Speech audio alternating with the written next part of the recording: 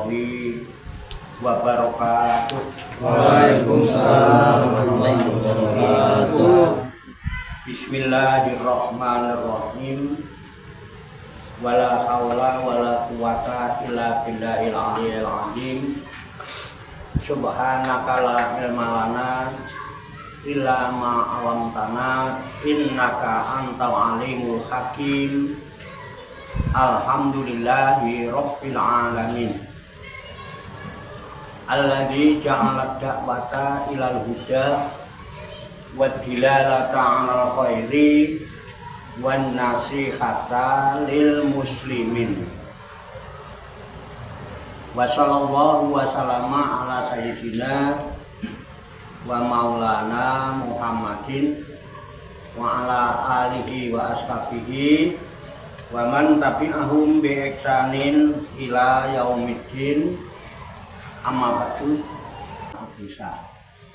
Jadi nggak ada amalan yang bisa membalap dari amalan orang yang mengamalkan la ilaha illallah, dan tidak akan ada dosa yang tersisa. Keren ya? Oh enak Pak. Dosanya hilang. Tauhid itu menghilangkan dosa. La ilaha illallah itu dosa. Kemarin sering saya ceritakan, orang dosa 60 tahun dengan la ilaha illallah dosanya hilang 11. Bersisi itu, terus kalau dia berbuat kebaikan dilipat gandakan 10 sampai 700. Tapi kalau berbuat dosa paling dosanya 1 loh. Jadi kalau kita mau hidup imbang itu aja berarti jadi orang Islam. Coba berbuat baik baru niat tok, udah dapat pahala 1. Niat tok Pak. Ya kan? Gampang dari rumah niat mau berangkat ngaji, belum berangkat, belum melangkahkan kaki, dosanya udah diampuni. Oh meneh mang, mau tambah lagi.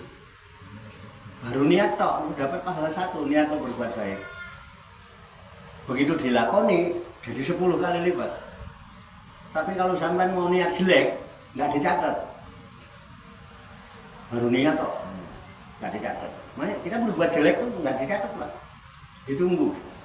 Tunggu dulu lah 4 jam sampai 6 jam baru dicatat. Malaikatnya juga bijaksana. Itu Pak Warfa ngomong kok nggak catatan, ngosek piye dong? Nah, tunggu 4 jam kok piro, ya kan? Tunggu 6 jam saya, ya kan? Nah, misalnya habis sholat zuhur nih, ya berbuat jahat nih, kan harusnya dicatat. Enggak catat saya, udah dulu tunggu 4 jam. Memang kenapa? Takutnya nanti banyak tipekan catatannya. Ya. Kenapa? Tunggu dulu 4 jam. Kok tunggu 4 jam? Takutnya ntar dia habis itu sholat asar terus istighfar, kan dihapus dosanya. Wirid la ilaha illallah, dosanya dihapus. Kadung tak tulis, dosanya dihapus. Betul enggak? Ben catatannya gak oret-oretan, ditunggu 4 jam. Kalau 4 jam kok dia enggak taubat, baru ditulis 1. Enak enggak Pak? Jadi artinya Allah panjangkan umur kita ini, Allah berikan kesempatan sama kita. Makanya jangan minta cepat-cepat mati, itu jangan. Mintalah panjang umur. Ya, panjang umur itu minta Pak. Kenapa? Kalau seandainya kita banyak dosa, dengan panjang umur itu kita punya harapan untuk bisa memperbaiki. Bisa muatabah, bisa apa, bisa dipahami ya ini ya, ada waktu kesempatan.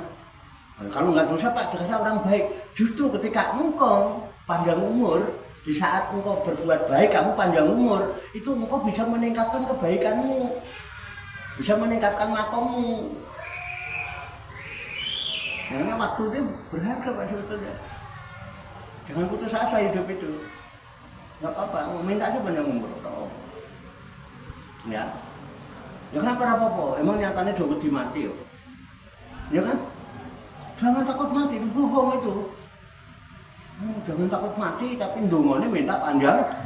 Allahumma tulil umuruna, ya Allah panjangkan umur. Dari itu nggak takut mati. Minta. Jadi panjang umur itu ada nilai positif. Allah kasih kesempatan. Itu begitu. Nah, jadi nggak ada keburukan yang tinggal kalau orang yang wirid, tapi dengan kesadaran ya, kesadaran ini Pak yang sulit. Kalau cuma di sini ya, cilik-cilik itu pintar, bio iso Pak. Bio itu iso, itu yang dikhawatirkan kiai-kiai dulu. Ulama-ulama dulu yang dikhawatirkan itu, yang disedihkan generasi penerus. Jangan sampai nanti orang tua meninggalkan generasi penerus, keturunan-keturunan yang lemah ilmunya. Karena kan ilmunya cuma niru-niru, cuma tangkapan dalam budaya, ya kan? Makanya ilmu yang paling top itu ya ilmu laduni itu. Sampai bisa dapatkan ilmu laduni cukup umur ngaji lah pokoknya. Kita dapat ilmu laduni. Ilmu laduni itu nggak didapatkan melalui ngaji. Walaupun sampai sekarang cuma jadi bahasa, jadi diskusi, jadi perdebatan. Dan nggak pernah ada titik nggak ada penghujungnya. Tapi kalau orang yang dapat ilmu laduni itu cukup hidup ini. Dan kalau seandainya semua orang tahu itu, kehidupan ini akan tenang, adem, ayem, tentrem, subur, makmur. Benar Pak. Tapi ilmu laduni itu, ilmu laduni itu ditancapkan dalam dada, dalam kolbu. Itu bermanfaat. Nah, hanya kadang-kadang orang kalau bicara ilmu laduni ya, itu kan terinspirasi aslinya dari input yang didapatkan dari surat Al-Kahfi. Ketika Allah memerintahkan Nabi Musa supaya menemui hambanya yang soleh di pertemuan dua lautan, terinspirasi dari itu. Kenapa? Di situ ada ayat yang bunyinya wa atainahu miladuna ilman, miladuna di situ. Pakai ma'al goir, tapi kalau miladuni berarti udah kalim baca, sama artinya dari sisiku. Dia aku berikan ilmu langsung dari sisiku. Jadi ilmu laduni itu ya Allah langsung. Yang menurut Gus Dur disebut iku wejangan guru waskito den cepatke jerone dodo. Makanya Nabi Musa diterangkan dia pemimpin tertinggi Bani Israil. Canggih ilmunya, intelektual, pemegang kitab undang-undang syariat, namanya kitab Taurat. Itu disuruh belajar, temui hambaku yang soleh. Di Quran nggak disebut nabi. Dia kemudian di sini dinyatakan bahwa itu adalah nabi, kemudian disebut Nabi Khidir, betul nggak? Ya. Akhirnya muncul itu. Orang kita kan nggak boleh melihat yang begitu-gitu. Jadi ilmu laduni itu diberikan Allah sama Nabi Khidir. Kalau pengen ilmu laduni harus ketemu Nabi. Akhirnya cari amalan-amalan yang kira-kira bisa menyebabkan ketemu dengan Nabi Khidir. Terus dulu Nabi Musa diperintah Allah itu di pertemuan dua lautan. Terus omahe ada karo laut. Omahe yang gunung kok boleh laut ya kan? Lautnya ada, ini apa? Ya udah di tempuran, tahu tempuran ya? Apa Pak? Pertemuan sungai. Wah, do tirakat ning kono, sembayang ning pinggir kali. Pirang-pirang dina, pirang-pirang bengi, ya ora oleh apa-apa. Bener ya? Nah, nggak usah sekarang lah. Kalau mau tahu ilmu laduni udah lah. Nanti juga ketemu. Oh syaratnya kudu talqin. Ditancap oleh dodo Pak, tapi dia nggak mungkin kan mengajarkan, nggak mungkin.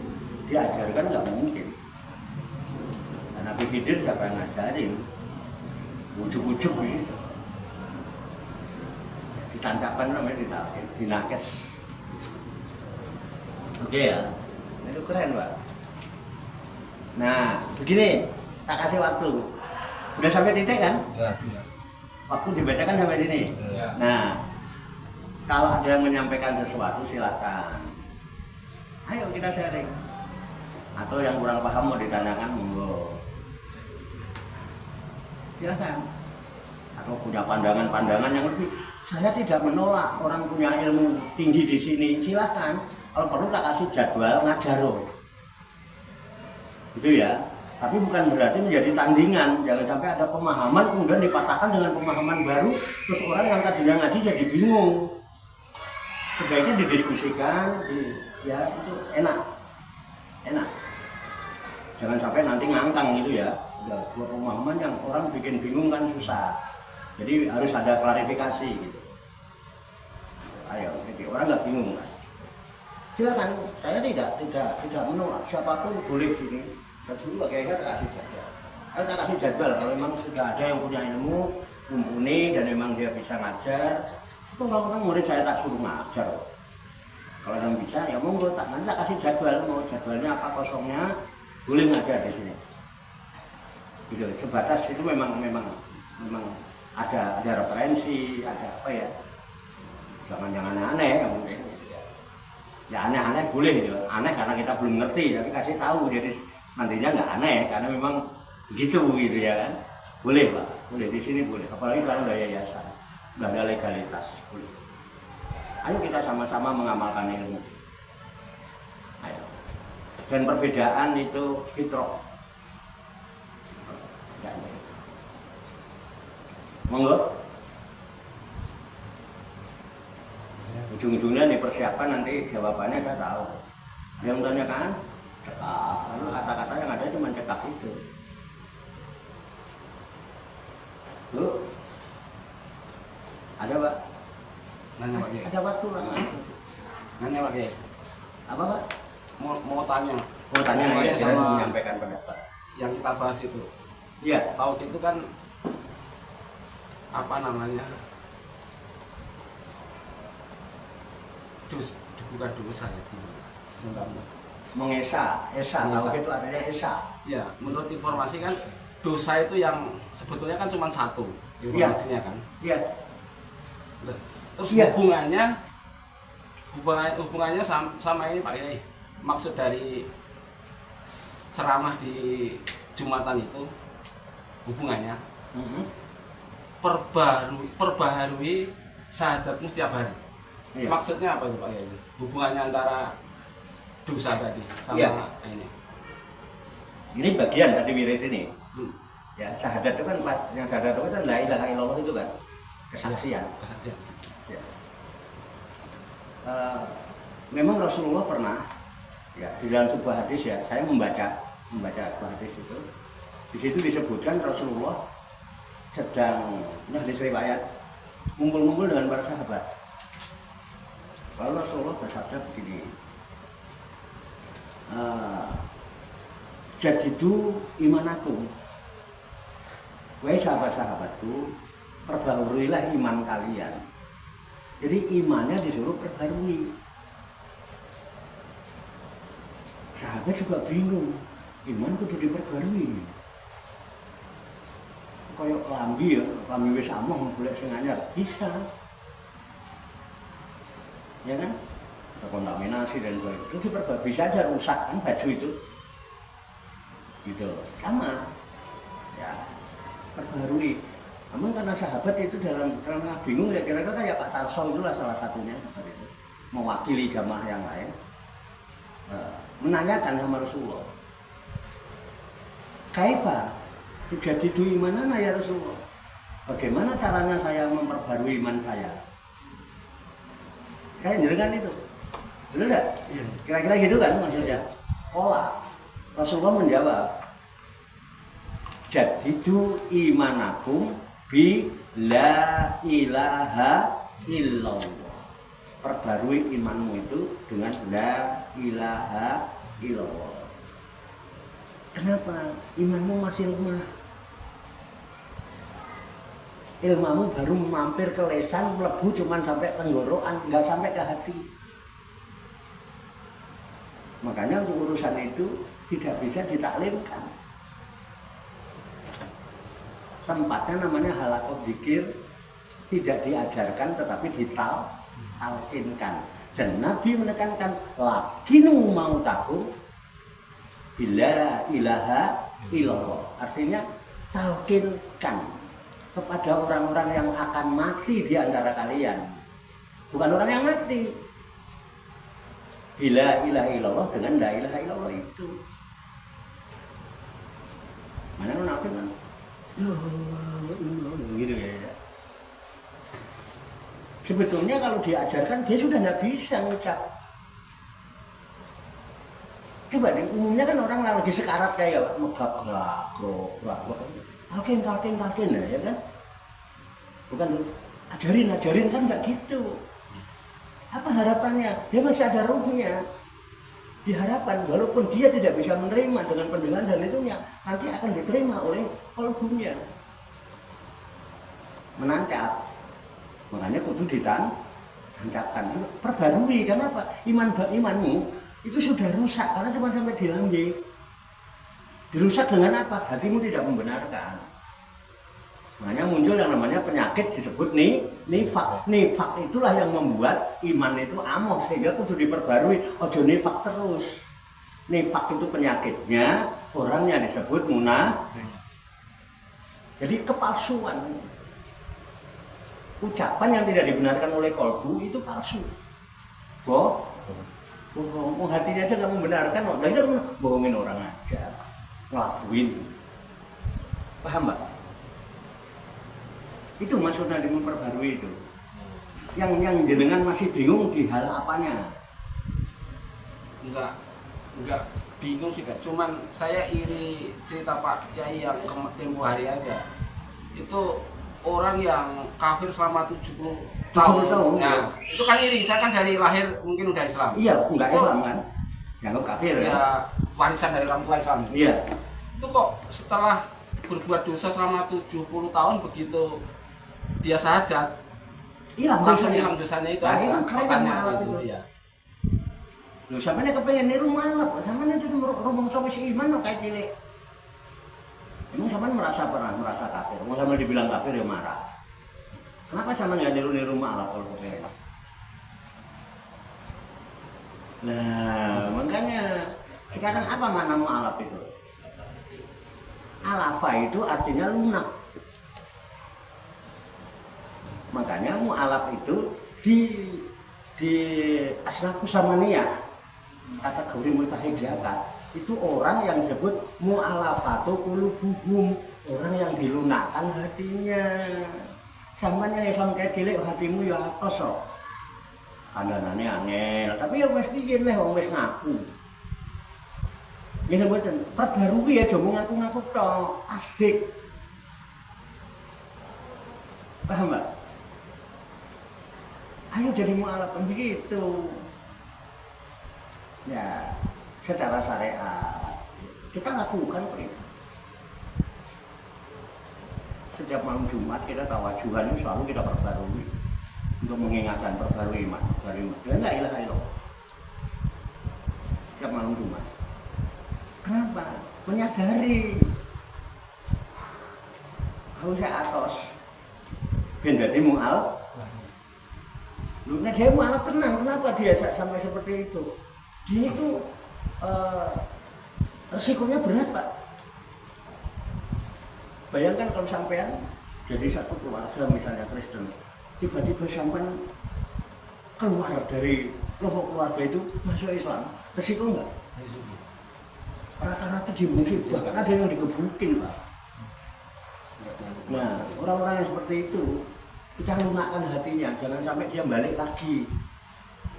Gitu. Taufik dan hidayah itu jangan sampai hilang lagi gitu loh. Dilunakkan hatinya. Cuman di zaman sekarang ini kadang banyak orang memanfaatkan hal seperti itu. Sampai berapa dari malam bisa untuk hubungin orang. Ya kan? Datang, Pak saya bantu gini Pak. Saya diusir keluarga saya ini gara-gara saya ikut ngajian itu dan saya sudah yakin Pak menyalahkan masyarakat Islam. Itu masuk dibikinin surat kan. Datang ke masjid-masjid minta sumbangan dengan dalil banyak enggak? Padahal penipu. Ini yang jadi masalah. Ya benar ya. Ya. Kan kalau mu'alaf itu dengan dia bersahadat dosanya diampuni ya. Iya. Apakah dengan memang atas dasar sahadat itu yang dosa diampuni? Iya. Oh. Tapi dengan kesadaran. Makanya mu'alaf itu jangan langsung dibimbing. Kasih pemahaman. Makanya kalau yang mu'alaf yang di sini saya enggak bangga atau kamu ke sini minta mudah. Saya takut-takutin malah. Ngapain sama mau masuk Islam? Tak gituin. Beneran. Ngapain mau saya Islam? Emang kalau saya menjadi orang Kristen kenapa? Masa anjurin jadilah orang Kristen yang baik. Toh asal kamu mau berbuat baik, orang nggak nanya kok agamamu apa. Bener nggak? Ada orang nanya agamanya, Pak Aso baik banget agamanya apa sih? Enggak kok. Kenapa sama mas itu? Kayak gitu ya. Dan Islam tidak pernah menjanjikan umatnya untuk menjadi kaya setelah Islam. Sama di dalam apa dijanjikan nanti kalau jadi orang Islam disugih. Makanya aku ya salamnya saya tidak kalian salam seger waras, saya ben waras lah mana. Sugih, iya kan? Wong kabeh do pengen sugih. Wibowo itu berkepribadian dan penampilan yang menarik. Bukan serem Pak Wibawa itu. Terus kok diserem-seremin, wah dia berwibawa, oh salah. Berwibawa itu punya kepribadian dan penampilan yang menarik. Dan ini wajib dimiliki oleh para dai, para mubalik. Karena apa? Oh, dia propaganda kan, menawarkan kebaikan-kebaikan. Ya harus baik kan gitu. Kayak gitu, sama enggak. Jadi Islam nggak pernah menjanjikan pemeluknya untuk menjadi kaya, tidak. Dan zaman saya nggak serta-merta sama hidup itu dijamin enggak. Malah kalau sama jadi orang Islam, nanti Ramadan nggak boleh makan, nggak boleh minum kan bulan. Sama kalau masuk masjid, nggak bakalan dikasih duit. Mau disodorin kotak kon ngetokno. Betul nggak Pak? Ngaji. Kalau kan belajar ngaji, nanti kiai yang belas soban, ngono bae kae. Ya minimal umplung diputar-putar ngono ya kan. Makanya malah pulang kayak duit. Ya Pak, tapi saya udah mantap Pak. Nah. Gitu. Kesadaran itu sebetulnya Pak. Zaman mu'tabah. Bukan astagfirullahaladzim sampean, tapi kesadaran sampean merasa berdosa itu sebetulnya. Kesadaran jenengan merasa bersalah. Itulah yang disebut tobat. Nyesel. Bukan astagfirullahaladzimnya, bukan. Gimana disebut mu'tabah. Istiqnabah. Bisa dipahami Pak? Beneran Pak? Beneran. Nah itu makanya ada yang tadi saya sampaikan ulama kita itu khawatirnya begitu, khawatirkan. Orang sekarang hebat. Jadi dulu sering saya cerita tentang burung bionya Kiai itu kan, saya pernah cerita lah. Burung bio yang bisa bunyi la ilaha illallah ditawar 25 juta sama orang nggak dikasih. Tetap berkucing itu keok mati. Kiainya nangis. Nangis terus paseh mengucapkan Allah pakai. Wong bio itu memang pinternya niru, ya kan? Nah, kiai itu menangis Pak, gara-gara burung bionya mati. Habis ditawar 25 juta nggak dikasih. Nah santrinya ngeliat bingung. Wah ini kiai nggak salah nih. Jadi santri itu boleh Pak. Jadi kalau ada kiainya itu ngomong aja langsung sama kiainya, jangan di belakang. Pak kiai nggak salah kan? Salah apa? Nah dulu kan jenengan yang mengajarkan. Katanya kalau ada salah seorang anggota keluarga yang meninggal nggak boleh diratapi. Kalaupun harus berkabung nggak boleh lebih dari 3. Ya kok burung biung mati sampai nangis sampai kayak gitu. Sampai nyesel ya. Ditawar 20 juta nggak dikasih terus diceger kucing mati sampai nyesel ya. Ditepuk udah ya. Ini dong tak kandani. Saya menangis bukan karena menyesali 25 juta burung saya dapat 25 juta saya nggak kasih mati. Tidak itu yang saya sesali. Lalu apa? Saya melihat adalah kauniyah, kenyataan yang ada, yang terjadi di hadapan saya sebagai ayat kauniyah. Begitu burung saya ditegrep kucing bunyi keok. Ketika burung beo saya yang bisa mengucapkan la ilaha illallah dengan fasih ditegrep kucing keok mati, yang terlintas dalam benakku itu umatku. Justru itu yang membuat saya menangis. Kenapa? Saya khawatir jangan-jangan umatku yang pandai dengan fasih mengucapkan la ilaha illallah sampai ribuan kali, begitu ditegrep Israel keok. Oke? Itu yang membuat dia sedih. Ingat umat kalau orang dulu itu Pak. Mikirin umat. Makanya nanti kalau ada istighfar khusus sebetulnya itu namanya istighfar aulia itu ada. Jadi kerjaan wali-wali itu mikirin umat. Keselamatan umat, kesejahteraan umat. Makanya selalu doanya barokallahu laka wa barokah alaika wa jama'a baini wa bainaka fi khairi wa afiyah. Semoga keberkahan Allah selalu melimpah padamu dan keberkahan Allah sekarang ada padamu, dan semoga Allah kumpulkan aku dan kalian semua dalam keadaan baik dan selamat. Enggak panjang-panjang doanya. Habis talqin udah doanya begitu ya, barokallahu laka wa barokah alaika wa jama'a baini wa bainaka fi khairi wa afiyah.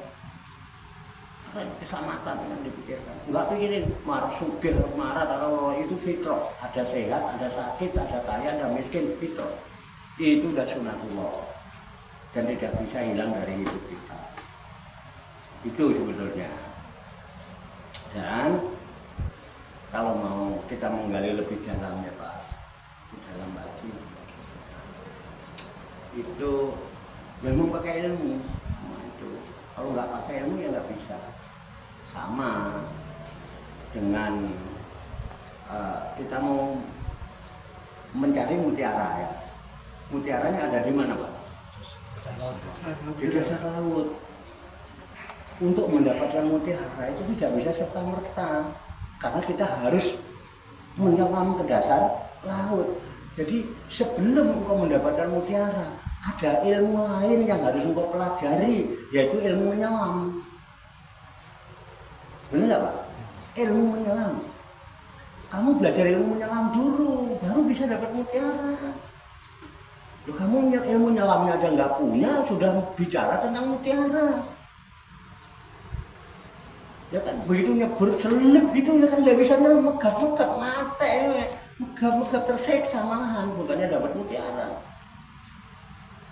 Belum lagi kalau dalam waktu panjang kan harus pakai oksigen bareng. Kamu harus kenal apa itu oksigen, ilmu oksigen, bagaimana cara pakai. Itu ilmu. Sama la ilaha illallah. La ilaha illallah depannya rahasia ya Pak.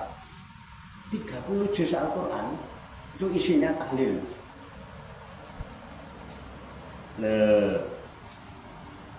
30 juz Al-Quran isinya tahlil. Bahkan mungkin kitab-kitab yang lain juga isinya tahlil.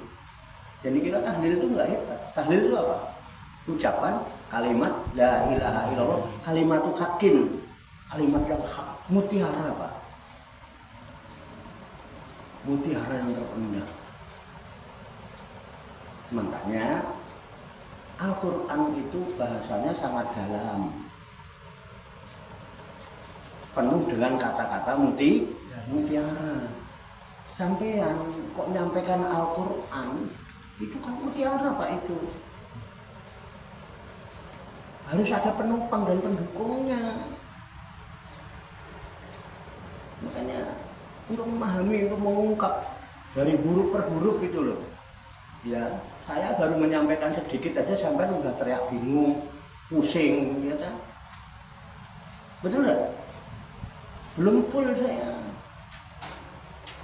Jadi kita belajar ilmunya dulu, ilmu pendopang, ilmu pendukung, untuk bisa memahami nilai-nilai yang ada dalam Al-Quran itu. Kalau cuma cerita tok ya iso. Tak bacain hadisnya itu. Jadi apa namanya, salah bajuri itu kecil ngapalin bisa. Ya kan? Wa ma'aniul kitab gitu ya. Masmu'atun fi Al-Quran. Al-Quran itu dikumpulkan dalam, semua orang bisa ngomong gitu. Kemudian ujung-ujungannya nanti ada di bab. Itu susah kalau kita nggak punya ilmu pendukungnya, nggak bisa. Itu mutiara. Sama juga kita mau membahas mutiara, kita nggak pernah nemu mutiara, pengen ketemu mutiara, nggak punya ilmu menyelam. megap-megap sih. Makanya kalau yang warok Pak, hati-hati Pak. Dia kaji, dia udah kami, ya kan? Qala Allah itu, qala Rasulullah itu enggak sembarangan ya Pak. Allah Ta'ala fi kitabul karim bahwa asdaqul qailin itu enggak main-main Pak. Menurut terjemahan kita semula, menerjemahkan Al-Quran, menyampaikan Al-Quran dengan syaina ini harus ada pendukung. Makanya ada hadis yang saya baca itu sampaikan man fasara Al-Qur'ana bi ra'yihi falyatabawa maq'adahu minan nar. Barang siapa yang menyampaikan menguraikan Al-Qur'an hanya dengan ra'yunya, dengan pendapatnya, hasil pikirannya sendiri, falyatabawa. Dia telah menyediakan maq'adahu tempat duduknya minan nar dari neraka. Sama juga mengambil mutiara nggak belajar ilmu nilai. Makanya kalau Al-Quran ya belajar ilmu tajwidnya dulu, belajar ilmu nahwunya, belajar sorofnya, baca bayan. Di situ ada hal-hal yang bersifat syariah. Syariah itu dibahas dalam ilmu fikih, kudu belajar fikih, ada usul fikihnya. Ada nasih, ada mansukh. Ya kan? Ada hadis penunjang. Hadis juga ada mustalah hadis. Makanya saya wanti-wanti. Kalau Rasulullah bersabda, mulai ditakoni Pak Harto, sampean ketemu Rasulullah kapan, di mana? Bingung kita. Makanya harus ada referensi. Saya selalu ada referensi. Ini loh, penopangnya, gitu loh. Supaya jadi kaulan sadi. Oh, yai saya keras Pak. Yai saya didik saya keras. Dan sampai kalau saya temukan yai saya mungkin nggak bisa paham lagi. Yai saya dicoba kalau ada, masih ada. Kalau sampai nggak puas ngaji sama saya, ayo saya tuntut, saya ajak, langsung aja ngaji sama yai saya boleh, saya antar. Masih bisa saya antar. Terserah mau dia mau kembumbung boleh. Bener, loh, jamaah kita udah pernah keadaan dulu. Kutubiyah udah pernah. Ya kan? Jadi gitu Pak. Jadi tetap untuk memahami itu tuh mutiara itu Pak. Saya katakan Al-Quran 37 sisinya la ilaha illallah. Itu nanti tolong dicari ya. Saya takut saya khilaf, takut saya salah, saya lupa. Ada bunyi begini. Wa ma arsalna min qablika. Nah, ada min qablika. Wa ma arsalna min qablika mir rasulin illa nuhi ilaihi annahu la ilaha illa ana. Baru Pak Budu. Jadi wa ma arsalna, dan 3 sekali-kali aku utus min qablika, dari sebelum engkau Muhammad, mir rasulin, dari seorang rasul pun, ila, kecuali nuhi ilaihi, aku wahyukan kepada rasul-rasul sebelum kamu itu, bahwa isinya wahyu itu annahu, bahwa sesungguhnya la ilaha illa ana, tidak ada ilah kecuali aku. Bukan hanya kamu Muhammad, termasuk rasul-rasul sebelum kamu, aku tidak wahyukan kepadanya kecuali hanyalah aku wahyukan kepadanya annahu la ilaha illa ana. Selebihnya itu adalah urean-urean, kisah-kisah, cerita-cerita orang yang tidak berla ilaha illallah, yang tidak bertauhid. Jika diceritakan kaumnya ini, kaumnya itu cerita Pak. Gimana benar? Intinya hanya itu. Makanya tadi saya bilang dosa itu cuma satu itu kan. Ya dosa cuma satu itu. Karena dosa yang lain diampuni oleh Allah. Di surat apa itu? An-Nisa apa? Ya kan?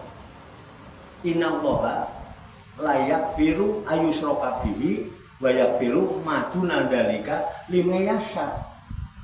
Wa may yusyrik billah faqad iftara isman aziman.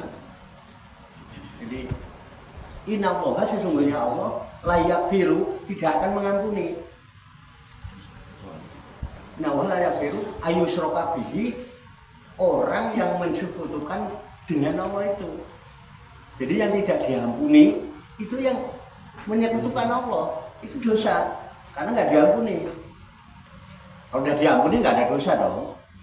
Wa yaghfiru ma duna dzalika, dan Allah akan mengampuni dosa-dosa selain mensekutukan itu. Jadi selain mensekutukan Allah itu dosa diampuni, Pak.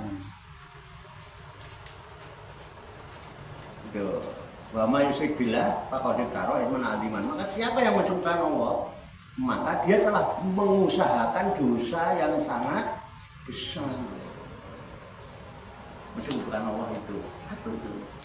Dan umumnya dosa yang jenengan lakukan itu karena syirik awalnya. Orang kufur karena syirik, orang munafik karena syirik. Dan saya membaca hadis tadi, ada satu syirik yang paling ditakuti Nabi, bukan gara-gara orang menyembah berhala. Nah, nanti kalau saya cerita menyembah berhala orang itu nanti kapan-kapan ya. Betulnya. Jadi di hadis itu disebutkan Rasulullah bersabda gini, inna akhwafa ma akhafu alaikum asyirkul asgor. Perkara yang paling mengkhawatirkan dari apa-apa yang aku khawatirkan menimpa kepada kalian, asyirkul asgor, syirik yang kecil-kecil. Syirik yang kecil-kecil, bukan yang gede. Aku nggak takut sama nyembah berhala itu. Penyembahan berhala itu pernah didiskusikan pada zaman Rasulullah sama orang-orang kafir itu. Sebetulnya nanti ya kita bahas. Nah, kemudian sahabat bingung. Loh, kok malah yang dikhawatirkan musyrik yang kecil. Akhirnya qalu. Para sahabat bertanya, "Bahma syirkul asghar ya Rasulullah?" Kemusyrikan kecil, syirik kecil yang kau paling takutkan itu syirik yang bagaimana? Syirik apa? Rasulullah itu menjawab dengan singkat, qala ar-riya. Syirik kecil itu adalah riya, dan itu yang paling aku takutkan karena pelakunya tidak sadar, tidak menyadari. Tahu Pak riya? Riya itu beramal karena Allah, bukan karena kepentingan yang lain. Ada sekutu nggak? Mendua nggak? Nah, itu sekutu, itu yang paling ditakutkan. Kenapa? Sampai nggak berasa, terus merasa udah nggak berdosa. Oh, saya dulu udah pernah mu'atabah. Aku dia orang sudah mu'atabah, merasa sudah tidak berdosa.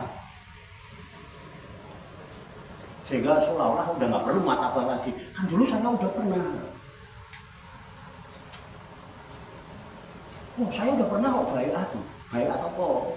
Kalau ditanya, lu bingung loh. Baik apa yang bisa melakukan? Bingung lagi loh. Bisa? Nah, hal seperti itu Pak. Kita tidak pernah menyadari hal itu. Paling ditakutkan Nabi. Dan itu yang membuat orang menjadi nifaq, menjadi apa? Bayangkan salah satu riya itu mengakibatkan kita sholat nggak punya nilai, bahkan dianggap neraka yuraun. Bayang nama itu ada yuraun mereka riya. Kita bisa aja berangkat sendiri ya itu. Wah, bawa gitu ya. Oh, bawa kita gundul, padahal saya sobat loh. Semua coba kita gundul bener kok. Dijeluk santri lainnya dia keren orang pondokan. Kon mau cokor iso. Itu banyak murid saya yang begitu. Satu lagi Pak Kayus. Oh iya, dua lagi Pak. Satu aja, masalah ya hubungannya sama sirik-sirik tadi. Iya. Ada informasi di Al-Quran, rezeki, jodoh, mati itu udah diatur. Apa? Rezeki, jodoh, mati udah ditetapkan. Iya. Informasinya gitu kan. Iya. Terus ya kita biasa Pak, dulu saya jual-jualan begitu ya. Iya. Apakah kita mencari pelarisan itu termasuk dalam sirik? Mencari apa? Pelarisan. Misalnya jualan-jualan dulu, jujur saya udah nyari juga dulu. Iya. Sekarang karena nggak jualan enggak, berarti udah masa lalu itu. Ya, yang jadi pertanyaan, karena memang tiga-tiganya udah ditetapkan, apakah mencari pelarisan itu termasuk dalam sirik? Sirik kecil kan itu. Ya, sekarang pertanyaan gini, orang dagang itu pengen laris atau pengen rapayu? Niatnya pengen laris. Pengen laris ya? Iya. Apa-apa? pengen laris karena Allah. Tapi saya dulu nggak begitu Pak. Lewat dukun dulu saya dulu. Nah ya itu. Nah dulu tapi Pak, sekarang udah enggak masa lalu. Ya, dulu. Sekarang nggak jualan nggak? Jangan cerita masa lalu, kita nggak akan mungkin kembali ke Iya, masa iya, lalu. iya. Yang penting kan sekarang saat ini di sini, ya kan? Ya. Intinya kan dagang pengen laris, nyamanya duit akeh, nyamanya kok jadi wong sugih, ya nanya aja pas ngaji Pak bagaimana supaya jadi orang kaya, begitu aja. Oh iya. Loh, nanti saya kasih tahu. Loh, mesti argumennya menurut Allah, menurut Rasulullah kan begitu. Iya. Tapi jangan minta banyak harta. Orang banyak harta belum tentu kaya Pak. Hartanya banyak masih kurang terus lu gak sugih Pak. Orang yang kaya itu orang yang selalu merasa cukup. Beda kekayaan dengan harta beda. Kaya itu algoni, goniun. Harta itu malun. Itu. Loh, saya sugih Pak. Siapa yang mau bawa ke marah? Mantu saya tuh rata-rata bingung lihat saya itu. Walaupun saya kelihatannya nganggur. Dia aja bingung. Sampai pernah tak buktikan. Tanya dia, di depan dia, di mata dia deket, depan. Jadi kenapa kamu bingung sama ayah? Ambil kertas nggak? Bakar kertas. Tak ambil abunya. Jadi duit anyar Pak. Iya. Dia yang pernah menyaksikan. Kenapa? Saya nggak mau. Warga saya galuh gara-gara saya nganggur. Tapi kan nggak harus begitu terus dong. Namanya mau enggak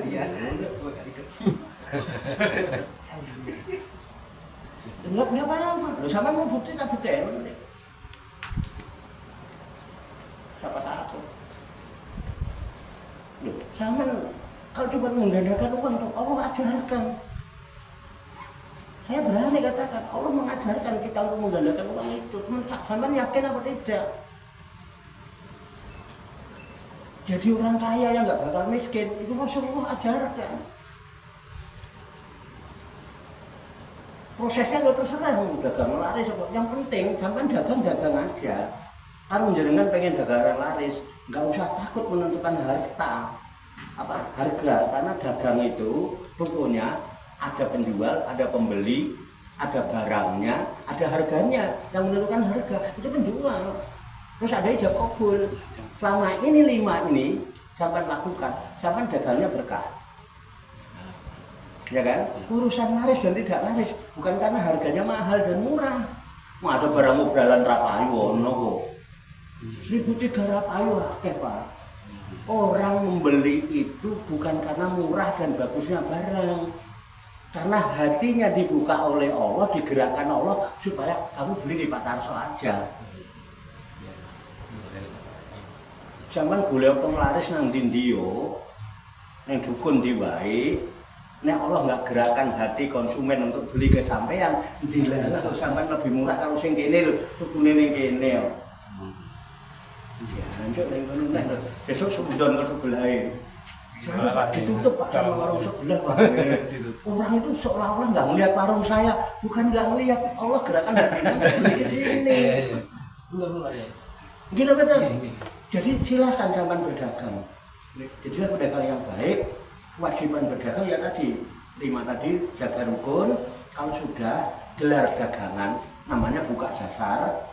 Wis ya kan pokoknya keluar mau dagang. Bismillah amantu billah tawakkaltu ala Allah la haula wala quwata illa billah. Saya dagang ini tujuan saya ya Allah untuk menjadikan diri saya sebagai kepanjanganmu, menyampaikan cinta dan kasih sayangmu kepada orang-orang yang membutuhkan kemampuan saya. Saya mampunya ini, yang ada membutuhkan tak layani dengan penuh ramah, lembut, penampilan yang menarik. Oh, dagangan itu promosi itu benar ya Pak Prato? Coba warung yang nungguin Gilang sama Pak Prato, itu lebih laris Pak Prato. Loh, rondo-rondo ini jane ora pengen belanja tak delok dulu.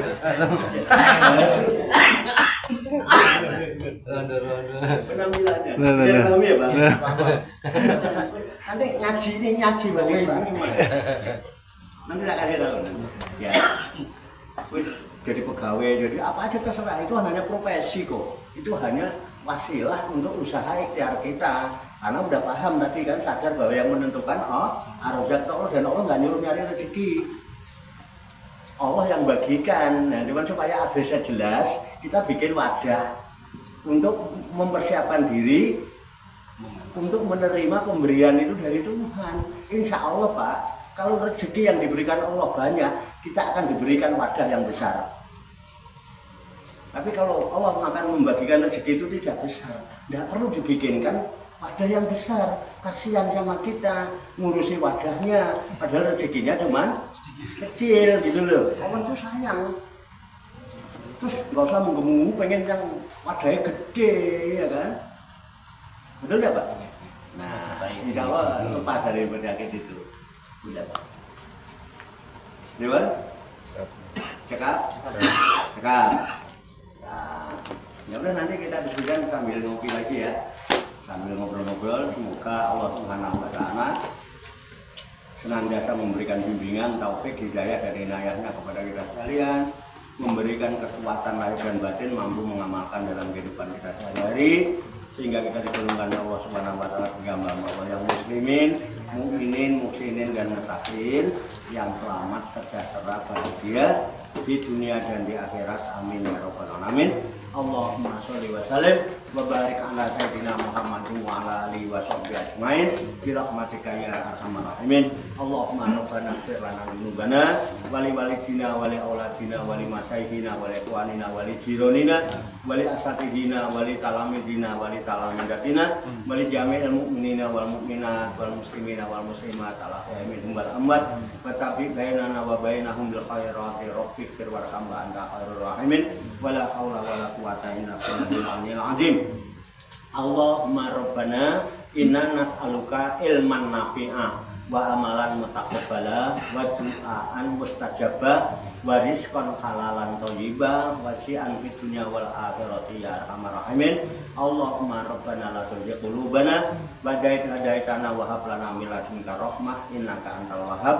Allahumma rabbana amanna bima anzalta wa taba'na rasula faktubna ma'asyahidin. Allahumma rabbana taqabbal minna innaka antas samiul alim wa tub alaina innaka antat tawwabur rahim. Allahumma rabbana atina fid dunya hasanah wa fil akhirati hasanah wa qina adzabannar. Wa sallallahu wa sallama ala sayyidina wa maulana Muhammadin wa ala alihi wa sahbihi ajmain. Wa akhiru da'wana anil hamdulillahi rabbil alamin. Taqabbalallahu minni wa minkum fataqabbal ya karim. Demikian banyak kekurangannya, banyak kesalahannya, saya mohon maaf. Wassalamualaikum warahmatullahi wabarakatuh. Waalaikumsalam warahmatullahi wabarakatuh. Sallu ala Nabi Muhammad. Allahumma shalli wa sallim wa barik alaihi wa ala alihi sallallahu ala Muhammad sallallahu alaihi wasallam sallallahu ala Muhammad sallallahu alaihi wasallam sallallahu